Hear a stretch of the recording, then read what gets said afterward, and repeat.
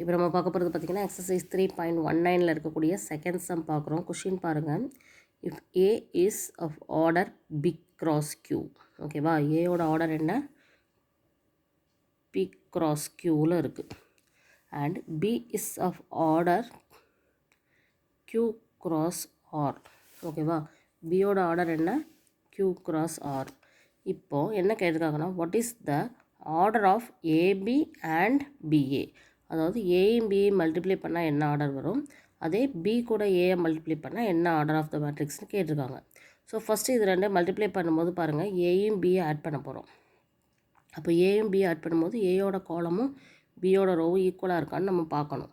ஈக்குவலாக தான் இருக்குது, கியூ கியூன்னு சொல்லி. அப்போ இதை கண்டிப்பாக நம்ம மல்டிப்ளை பண்ண முடியும். ஸோ ஏயும் பியை மல்டிப்ளை பண்ணால் அதோடய ஆர்டர் என்னவாக இருக்கும்?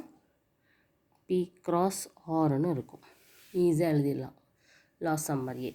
இப்போ அடுத்தது பிஏ கண்டுபிடிக்கணும். அப்போது பி மேட்ரிக்ஸ் வந்து Q cross R, A matrix வந்து பி கிராஸ் கியூ. அப்போ பியோட காலமும் ஏயோட ரோவும் ஈக்குவலாக இருக்கா? ஈக்குவலாக இல்லை. அப்போ என்ன முடியாது? மல்டிப்ளை பண்ண முடியாது. So product does not exit.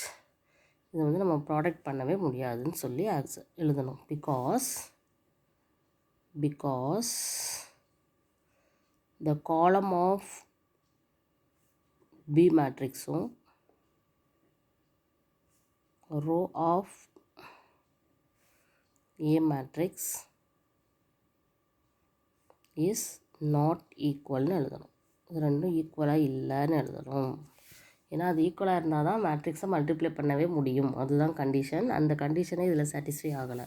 அதனால் பிஏங்கிறத நம்மளால் மல்டிப்ளை பண்ண முடியாது. பட் ஏயும் பிஏயும் மல்டிப்ளை பண்ணி கண்டுபிடிக்கலாம். ஏபி மேட்ரிக்ஸை நம்ம மல்டிப்ளை பண்ணும்போது இதனுடைய காலமும் இதனுடைய ரோ ஈக்குவலாக வர்றதுனால ஏபி மேட்ரிக்ஸோட ஆர்டர் என்னவாக வருது? பி கிராஸ் ஆர்னு எழுத முடியும்.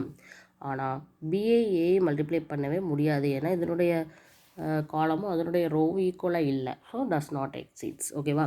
ஸோ இதுதான் செகண்ட் சம். ரொம்ப ரொம்ப ஈஸியான சம். Okay, thank you.